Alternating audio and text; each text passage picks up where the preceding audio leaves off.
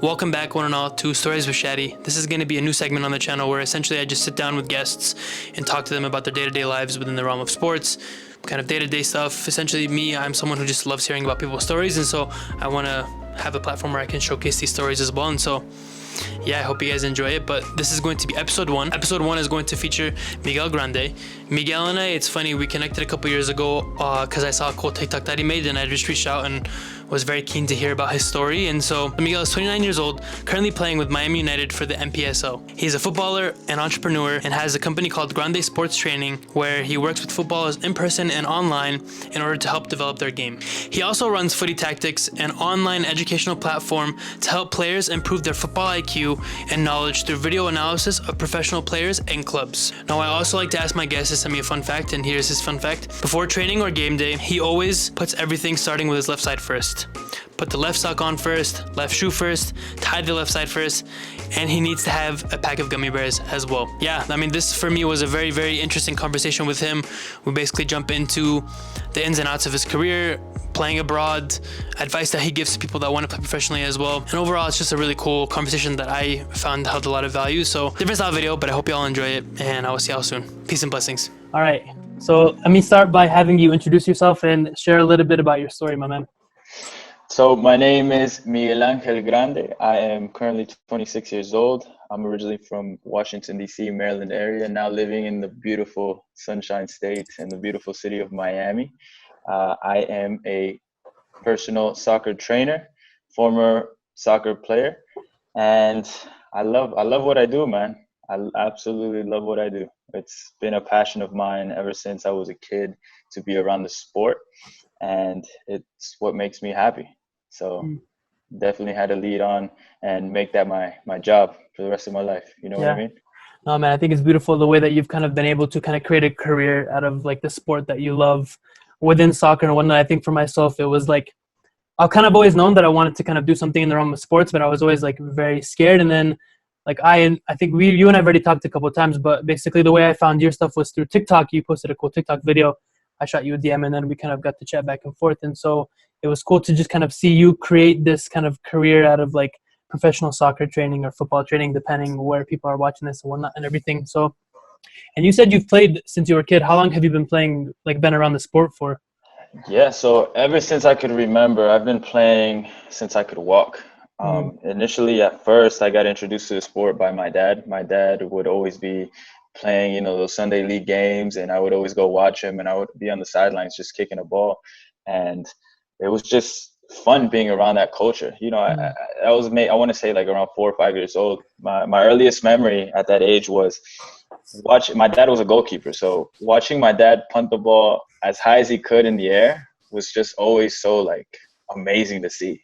I mean, being a little kid and watching the ball just go up in the air and come back down was the coolest thing ever. And that's kind of like my earliest memories playing the sport. So I also played other sports growing up, but it wasn't until I want to say 10, 11 years old that I, for the first time, saw Cristiano Ronaldo play in the year of 2004. He was 18, 19 at the time. And I just thought, man, this guy is freaking amazing. And that's when I decided, like, this is what I want to do. Like, I just want to play soccer. I want to be like Cristiano Ronaldo. So that was like my role model growing up. And I saw him for the first time, and I was just like, this is it. This is it. So when I made that decision, I started building a good relationship with the ball. Like, I would go everywhere with the ball. I would practice my juggling. I would play outside my neighborhood, kicking the ball against the curb, just trying to submerge myself into the soccer world. Because like I said, I was playing other sports before. I was more into basketball and tennis. My family was huge basketball and tennis, family. Only my dad was more of a soccer player. So I did grow up in that soccer environment, but actually playing it with my family, not so much. On my mom's side. My dad's side, yes. So after that whole thing of just being around with the ball and everything, it just made sense, man. It was definitely something that I could see myself doing. But it's a funny story, because when I first started, I was actually a chubby kid. Oh You know wow. what I mean? Yeah. I was a chubby kid, and they don't take you serious. With certain appearance, they don't take you serious. I wasn't that good with the ball. I was a lefty. I was a decent player as a kid, but I think it was just my obsession with trying to be like Cristiano Ronaldo. I had posters of him on my wall that kind of led me to make this jump from like 11 years old to almost 13 years old, where I just developed into this completely different player. You know what I Mhm. mean? Yeah. Even though I was chubby at that age, I got really good with the ball at my feet, and that just pushed me in the right direction. You know what I mean? Mm. It's kind of like that. Like you were like underestimated. Would you say like you use that a little bit as like fuel for yourself, kind of like moving forward within your kind of like soccer career, or? Yeah, so I've always been an observant person ever since I could remember, and I would always learn from watching other people. And I had friends, I had teammates, I had players that I would play against that I would admire. I'm like, man, this guy looks like he knows what he's doing. Even at 13 years old, I would watch all these players play. I would watch games. I would watch YouTube. I would just, like I said, submerge myself into the whole soccer world.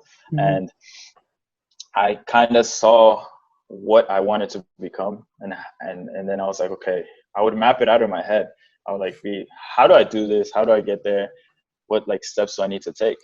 And all this stuff was happening without me even realizing. Now that I look back at it, I was like actually mapping these things out, like as a 13-year-old kid. Mhm. And thankfully, I had my parents there to kind of push me in the right directions. They didn't really know much about the soccer world in terms of like certain training styles, certain philosophies, etc. They just were like, oh, you want to do it, then you got to work. Yeah. It's not going to come easy, and that's the mentality that I had always. I remember one time I was at my mom's job. She had just opened up a business, and they were remodeling the office and everything, and I was outside the parking lot juggling a soccer ball. I got 7 juggles, and I was super excited because I had never got 7 juggles. And I was like maybe like 12 years old at the time. You Mhm. know what I mean? And that just showed me like I got from 5 to 7. I was super excited. And then maybe a week later, I got from 7 to 11.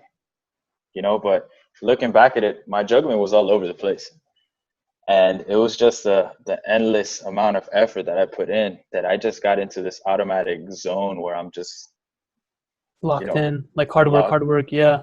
locked in, locked in, locked in. Mhm. Like I got so obsessed with trying to get a good amount of juggles in that I would just keep trying, keep trying, keep trying. I wouldn't even realize how many times I was messing up. I would just keep going, keep going, keep going. So ever since I could remember at that age, 13, 12, 13, 14, I was just locked into the zone, you know? 100%. Do you feel like that like translated into like your personal life as well? Like maybe with like you said, you kind of run your kind of own company and everything right now. Do you think that at that young age, those like that hard work value was instilled through maybe like this like wanting to get better and like essentially perfect within the realm of soccer?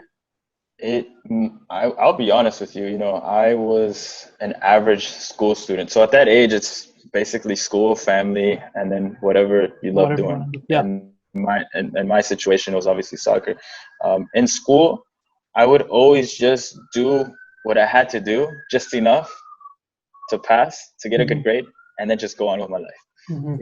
With my family, I was very close with my family, but like I want to say that I was very selfish with myself in terms of wanting to get better at soccer. So it did translate in some areas that I really wanted to get good in. Hmm. As a kid, for example, I played video games a lot, Call of Duty and FIFA, Yeah. So I would work hard for that, I would put in the amount of hours and just tirelessly work and put in effort to become a good video game player in that aspect. So I would say now as an adult, it definitely has translated uh, and stuff off the field. As Mm. a kid, you're not thinking about that. You just want to have a Yeah. good You time. just want to But have a good time. You just want to get better.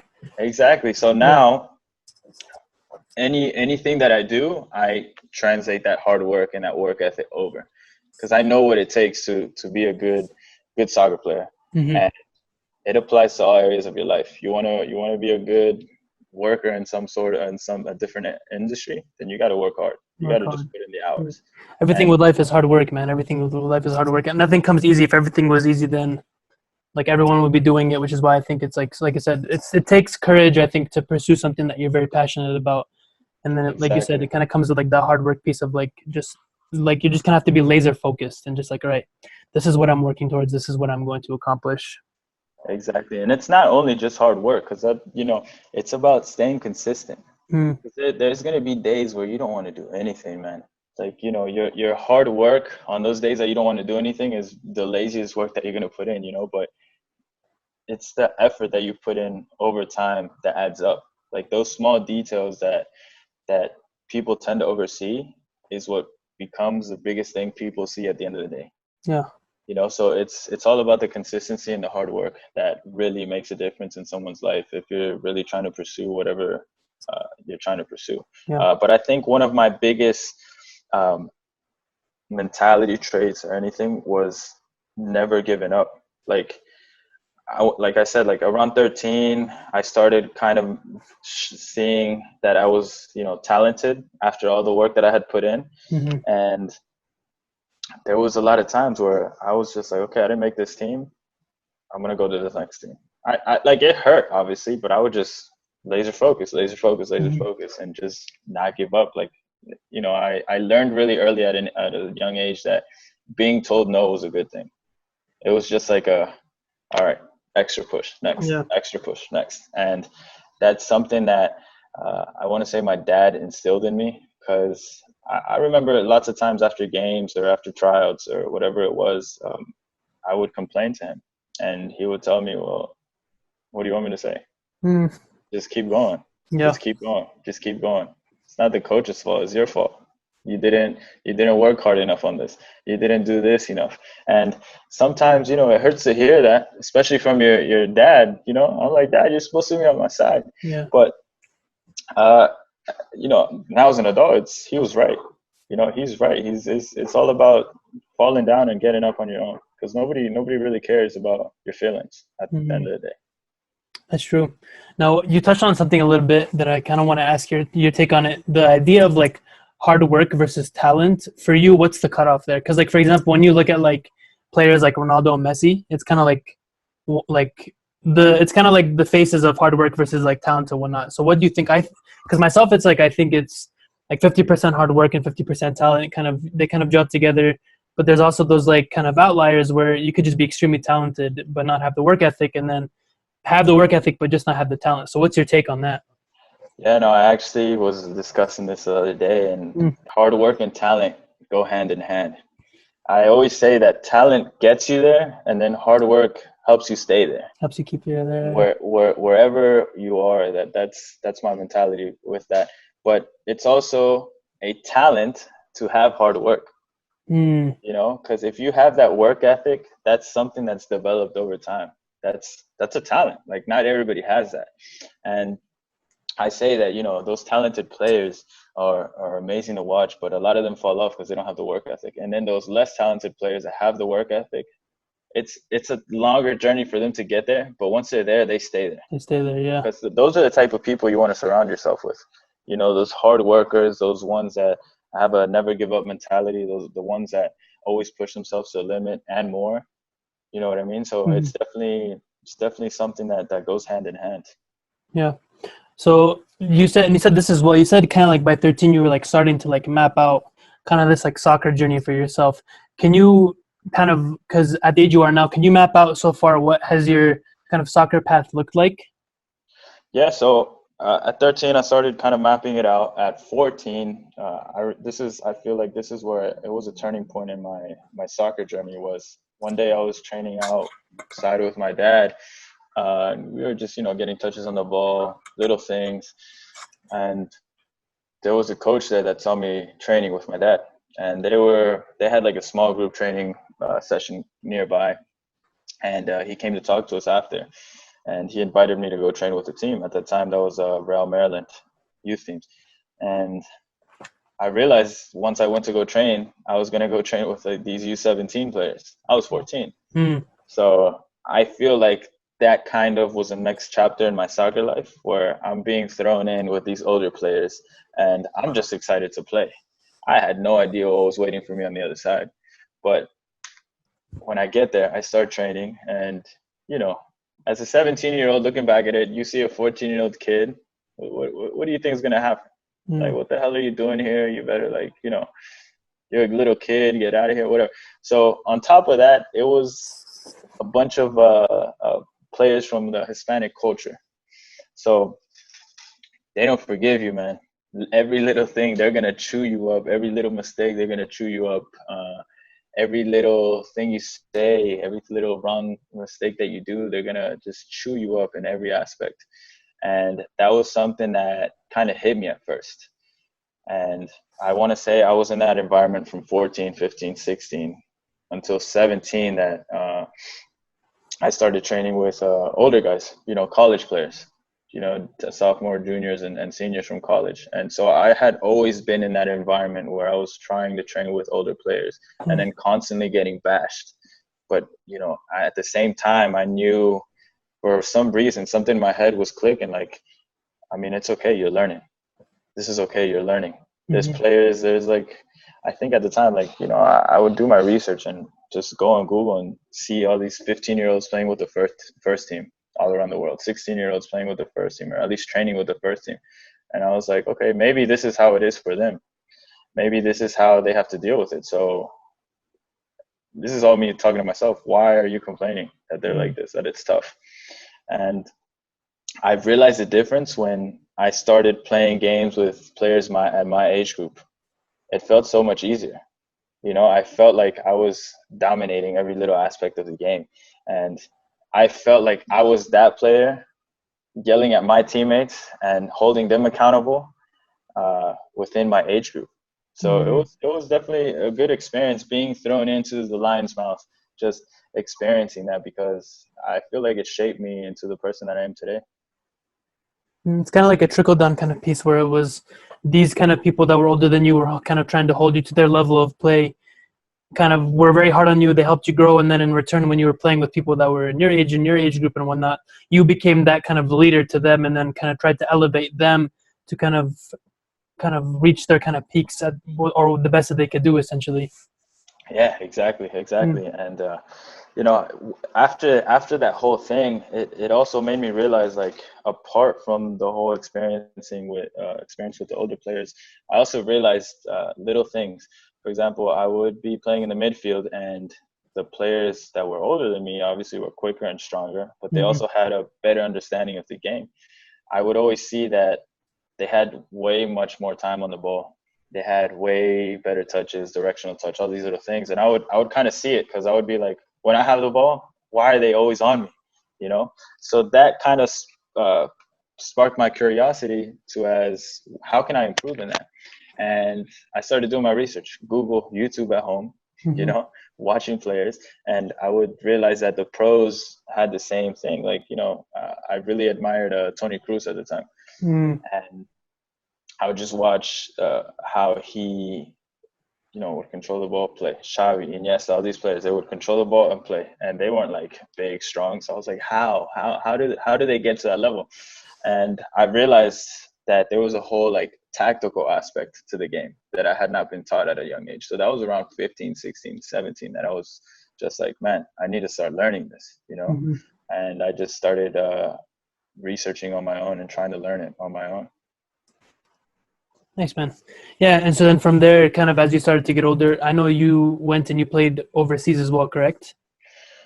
Yeah, so after that, I was in Real Maryland's academy for a good amount of, I want to say 3 years.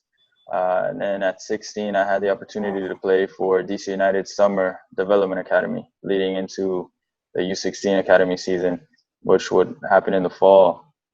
And that experience was, you know, it was a little win for me, because growing up in Maryland, DC United was always my home team. And my dream was always to play for them, because I grew up watching them, you know.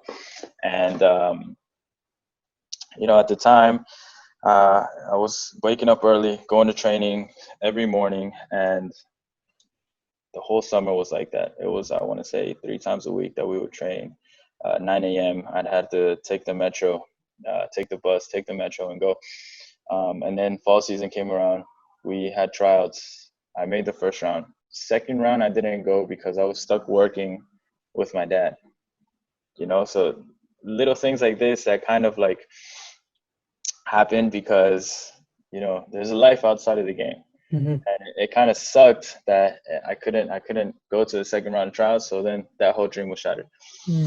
But however, I graduated high school and my dream was just to play. So I was going to open tryouts. Mind you, I had no connections in the game. I was going to open tryouts. I was just traveling everywhere I could, trying out, going to these combines, and just trying to see where I could go from there, But just imagine a little 18-year-old kid just going around places, not knowing what he's getting himself into, going into these combines where there's like seniors from college, juniors from college, all these players that already have all this experience and physicality that I didn't have. But I always saw it as an investment for myself. You know what I mean? Yeah. So after that, I had the opportunity to go to college in Ohio, university. That was in 2012. I played one semester there. I didn't really enjoy the life outside of the soccer season. So I ended up coming back. Then I had the opportunity to try out for El Salvador's under-20 national team. My dad is from El Salvador, so I also saw the opportunity to get a Salvadorian passport to try to play with the national team or any team in El Salvador. So after the season, I ended up going to El Salvador's under-20 national team training camp. And unfortunately, I showed up not fit because I had gotten a sprained ankle right before leaving. This was early 2013. And it sucked because, man, I'm like this close to training, and being on the roster. But however, I trained for over a month and a half. Over the course of those months, I start to get fit. We're training every day. It's an amazing experience, nothing I ever experienced before. And coach calls me in, tells me, yeah, we're not going to need you. This was for the under-20 World Cup qualifiers that they were going to have in Mexico that year. And, that was a heavy blow. But at the same time, I told myself, like, dude, like you at least were in the training camp for a nice month and a half, and you were one of the last to get let go. You know what I mean? But I came back and I knew, stop crying, next. So then that season, I go back to DC United, 2013. It was around March. I go back to DC United. I go to the open tryouts, and I play with the DC United under-23s. They like me, and I was training with the DC United under-23s, and I make the team. I signed, and it was such a good experience, man. No, sorry, I lied. That was in April of 2013. In March of 2013, February, March, I had the opportunity to go to Portugal. Yeah, sorry. So January 2013, I get let go from El Salvador's under-20s. Then I go to Portugal. I found this agent through LinkedIn. He was having some like combine thing. I'm like, it's only $400. Like, let me do it. Whatever. I end up going to Portugal, and it's a whole like 7-day, week-long combine thing where players around the world would get together and kind of play against professional teams, So I end up doing that, and the coach that was coaching us during those 7 days was a former Sporting Braga B coach, and one of the best coaches I've had, even in those 7 days, man. He knew how to speak 5 different languages. He knew how to communicate effectively with the players and just break down every little detail. And I had never experienced that before. You know what I mean? Yeah. Anyways, after the whole 7-week-long thing, they call us into like a little meeting, each individual player to have an individual assessment. And, he tells me that I really like you. You're a really good player. Like, I want you to come train with, you could easily train with a 3rd division, even 2nd division club here in Portugal. And mind you, I'm 19 at this time. I'm like, so you're telling me no club in the United States wants me, no colleges want me, you know, because we're growing up in that environment where it's D1 college. Yeah. Nobody wants me, but the Sporting Braga coach is telling me that I'm a good player and that I can play here and here and here. It was like, if you were a year younger, I would have taken you to Sporting Braga. So imagine hearing that as a kid. I was like, man, what am I doing? I need to stay in Portugal. So I end up just staying in Portugal. I go train with a 4th division club for 3 days, and then I start training with a 3rd division club. I'm at the 3rd division club for almost a month and a half training. Totally new environment, and it was my first time in Europe. And that European style of play, they always say, is completely different from the American way. Yeah. Now I was like, yeah, it probably is, but actually living it and experiencing it was incredible. Something different. Yeah. Yeah, it was like so much quicker, but at the same time, it was easier. You know what I mean? Like, it's just like the timing and the spacing, and everybody knew their role. It just like flowed a lot better over there. Exactly. We would, I remember we would train at nighttime, and it was pretty cool. It was an experience I never had before. Just, you know, here's your set of training clothes, here's the locker room, change, you're with the guys. They're all speaking Portuguese. I speak Spanish fluently. Portuguese, I understand some words. I have family from Brazil, but the Portuguese from Portugal is slightly different. So thankfully they were nice. They were, you know, very welcoming and everything. But just being out there, starting the training sessions with rondos, and just, you know, having fun, getting meg, doing nutmegs, you know, it was just a whole great experience. And I learned a lot just training with those guys for a month and a half. But unfortunately, I couldn't sign because they were looking for a more experienced player at the time. So I came back, and that's when I started playing with DC United. DC United. It's a wild journey right there, my man. Yeah, man. I think the biggest thing for me as well that like kind of with doing these is like I kind of want to touch on like the idea of like the community piece behind it. So like, what would you say like for you, like why would you say you play the game, or what does the sport mean to you?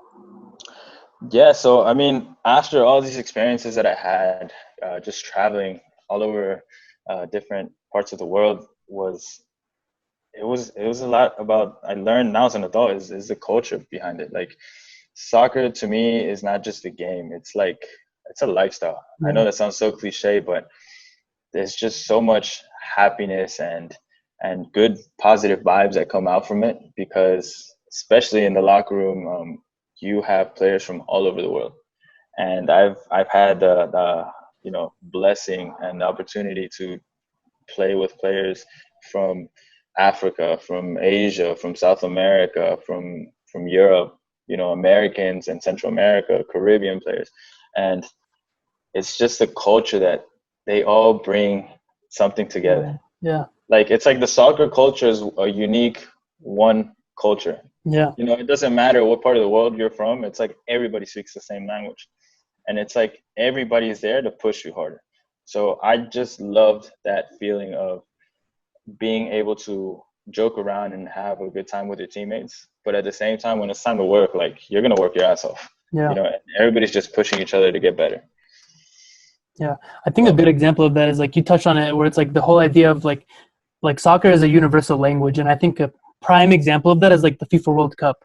When you look at the World Cup, like that 1 month span, it's kind of as if like things are kind of put on hold and people kind of rally with their nation.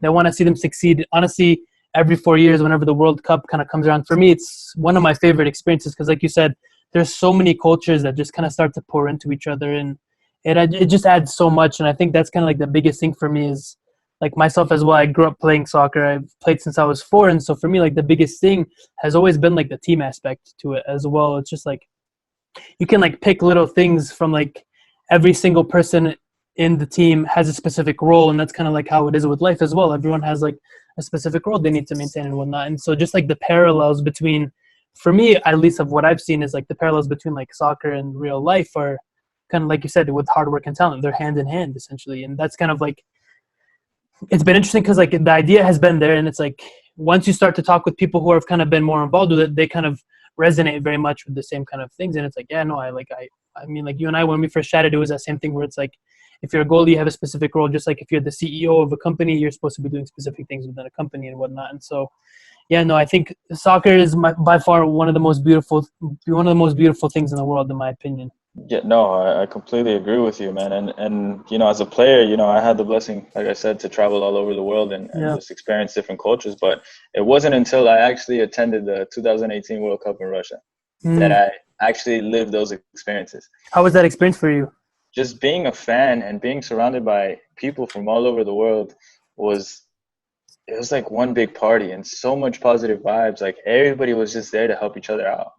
Even when you were reselling your tickets, nobody was upping their price. They were like, "Yeah, Mm. I bought it at $130. I'll sell it to you for $130." You would think like, "Oh, I bought it at 130. Like I'm gonna sell it to you for 230." Mm. No, no, everybody was just there to help out. I remember one of my first days in Moscow. I bought a ball, $5 ball, and I was just juggling in Red Square with a friend that I had met there. And all of a sudden, I have this guy from China. I have this guy from Madagascar, this other guy from India, this other guy from Russia, this other guy from Spain. Like we're all juggling the ball together. Mm-hmm. And that at that moment, I was like, wow, this is one big party. Everybody just there's so much love and so much compassion and so much Mm-hmm. positive vibes that came out from it. Um, and that was just a regular day out in the street, just sightseeing. Yeah. It was amazing. Dude, that's beautiful to hear, man. It's like even like as well, like when I've gone to Lebanon sometimes, it's the same thing, man. Like you'll see kids that are just playing pickup ball in the streets and you go up and they're like, "Hey, do you want to play with us?" And like they don't care who you are, where you're from. It's just the love for the sport, and you're just playing. Like you go to the beach, people playing beach soccer. They're like, "Hey, we need one. Do you want to come play with us?" And just that like that openness and like that welcomeness essentially with the sport, I just think is very beautiful. And just even to hear that story of like how you kind of made all these like buddies and like it was just one big party, like you said, of just like people just kind of taking everything in within the realm. And that's why I'm talking. I think it's as I do more and more of these, I hope to kind of layer by layer kind of understand the community piece to kind of like that comes with soccer and whatnot, because with different teams with different kind of atmospheres of playing like different levels and whatnot, I think the community is like different, but I think that there is that community piece that is there wholeheartedly. 100%. I think the community within, everybody that loves the game, like they can love it for their own reasons. Yeah. And it's just it's just a sport where everybody can be connected worldwide. It differentiates from other sports in terms of how worldwide it is and how much it's played all over the world from so many different people. Yeah. You know what I mean? Everybody has different views at the end of the day of how the game is played, but at the end of the day, everybody's still playing it together. Yeah. Also, that's the beauty of it, I think. Yeah. Now, kind of like fast forward a little bit, you're like basically a professional trainer. You train all these players. I'm like with Corona and everything. I'm guessing everything has kind of shifted with your approach to it, kind of shifting online. What would you say to maybe someone that wants to pursue kind of like maybe a professional soccer career? What would you say are like 3 or 4 tips that you would maybe offer these different individuals as they're kind of progressing through their journey?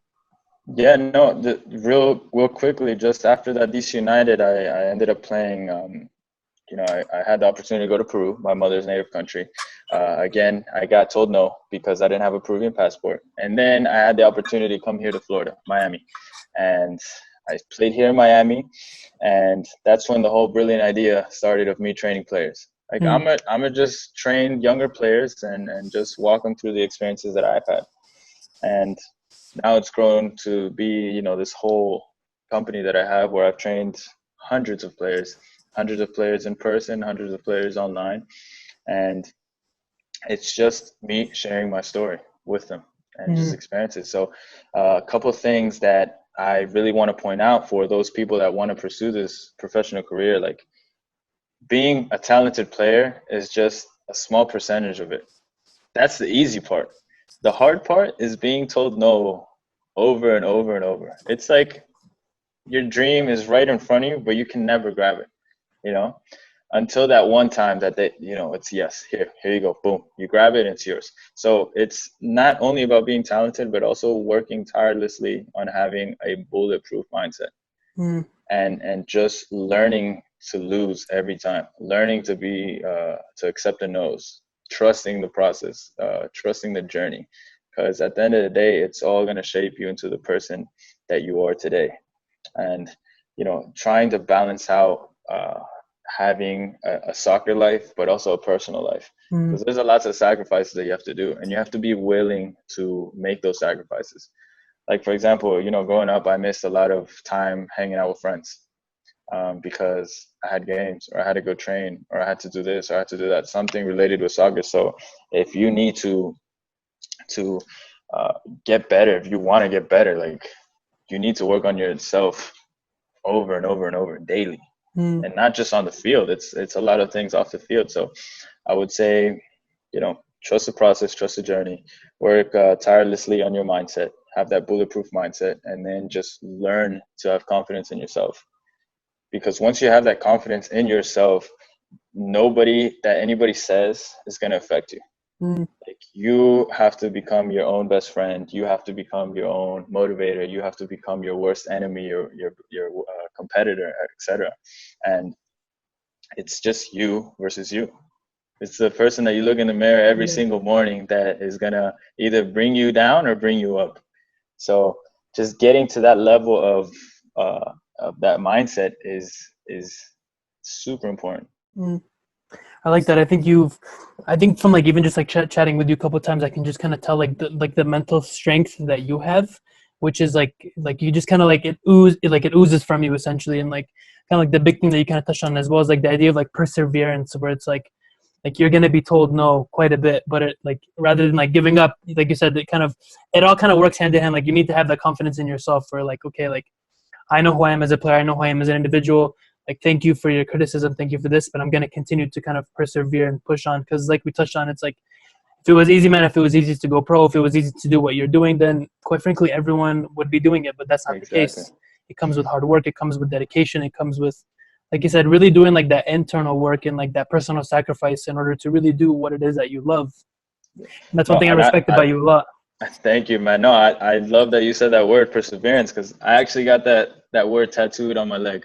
I'm a lefty. I got it tattooed on my left leg because that's really the word and the meaning behind it that I feel pushed me to just continue with what I wanted to do. Like, I was literally a tunnel vision the whole way, and this is what I'm going to do. I don't know what my life is going to be without the game.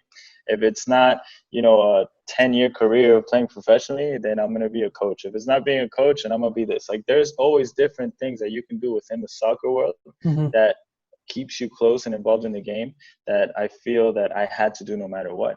You know what I mean? But it's definitely, it's been an amazing journey, and like, I'm so blessed to be where I am today. And I'm constantly still learning and growing.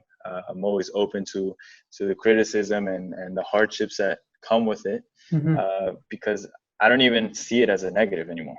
It's just so automatic now. And I just feel like it's the experiences that I've had over time that led me to get to this. And then the biggest thing is being patient, because not all results are going to happen right away. Overnight, yeah. I like that. Yeah, I like that. It's like we live kind of in like a culture now where it's like we want everything now, and like like you said, we lack that kind of patience. Even like with like building like a YouTube or building like an Instagram or whatnot. Like, you want it to be like, okay, like I just posted one video, why didn't it go viral or whatnot? Everything. It's like that idea of patience, perseverance, and quite frankly, you touched on this as well. It's like you're able to do what you do now because you were honest with yourself about what it is that really makes you happy. And I think that is also like a level that like we kind of need to kind of understand within ourselves, is like we need to be honest with ourselves and really ask, okay, like wholeheartedly, what makes me happy? What do I enjoy doing? And then from there, you can start to kind of piece by piece kind of grow and kind of lean more into what you wanted to kind of do. And I'm not too sure how much longer we have on this recording, but I think that maybe like another aspect of is like you touched on is like balance, and like there is a life outside of kind of like soccer and whatnot. So for you, how does that kind of look like, that balance and whatnot? Do you struggle with it? Is this something that's kind of been like a trial and error for you, or how does that look? Yeah, I mean, initially, it was a trial and error, especially, I want to say, as a teenager at 16, 17, 18, those ages. I was very, like I said, selfish with the game. Like, I wanted to be the best I could be every single day, and I would not care about anything outside. And I feel like that's normal, of course. You have to put in the work to get to the level that you want to get to. But now, as an adult, I feel it's okay to have a day off. It's okay to dedicate yourself to just listening to music or playing video games and doing whatever else you want. Like, just because you miss one day doesn't mean that you're gonna go back a million steps. Mm-hmm. You know, so now I'm able to at least dedicate 1 or 2 days to myself, and I don't do anything related with soccer, because you get to a point where, yes, you're obsessed with it. Yes, I love it, but I love the saying that my dad always used to tell me, like, don't put too much water to the plant. Because what happens when you put too much water? It's gonna die. Yeah. It's gonna die eventually. So that really stuck with me as a teenager, and now I understand it. So now I kind of, you know, I do my thing every day of the week, but maybe a Saturday or maybe a Sunday, I'm just like, no soccer. I'll watch it, but I'm calm. I'll play video games. I'll read books, whatever the case is, but spend time with family and just forget about the game for a second. You know what I mean? It's like my reset day, if you will. Yeah. That's what I feel is important at a young age too. Like, if I could, I would tell those younger players that, yeah, just take a day off. Go swim in the pool. Go spend time with your siblings. Go spend time with your mom or dad, because, you know, we're so obsessed with being the best we can be, but go check up on your family. Like, how are they doing? Are they doing well, et cetera, your friends. And just remember, there's a life outside the game. Like, it's okay to be selfish, but at least dedicate a day to something else. Yeah, no, I think that even like with myself as well, man, it's like figuring out that balance. Like, I've struggled with it even myself too, where I kind of go through phases where it's like, okay, like I need to just create, I need to make a bunch of videos, I need to do this, I need to do that. And then after like 2 or 3 weeks, you realize this is not sustainable. And you start to, like you said, you kind of overwater, and your kind of love for it kind of maybe dies down a little bit. So then it's like that reset. Okay. And even right now, like I'm trying to kind of find this balance of, okay, like I want to record X, Y, and Z. And then these days I'm going to use for myself. And like you said, play video games, play FIFA, play Call of Duty, do whatever it is, read. Yeah, man, I think the balance piece too, I think balance is just something that's just so important in life as well. And it's something that I'm like learning to kind of input into my life and whatnot, but kind of like through this honesty and like kind of like being with yourself and whatnot, I've kind of been able to kind of learn more about what it is that I want to do. And it's honestly like storytelling like this. Like, one of my friends and I were on a FaceTime, and her and I were talking, and like we were talking about like the importance of like legacy, and like how everyone has a legacy, but not everyone gets to hear everyone's legacy. And so for me, it's like kind of like this is like my little kind of piece of like trying to share a little nugget of someone's story and hoping that it can impact the lives of many and whatnot. And so like sharing these legacies and whatnot has become, I don't know, for me, legacy is like, I don't know why it means so much to me or holds so much significance, but at the end of the day, I find it very compelling to just like not only just share my story, but also share the story of those that I connect with and whatnot. And I appreciate you chatting with me, sharing your story, being vulnerable in that piece. And I know that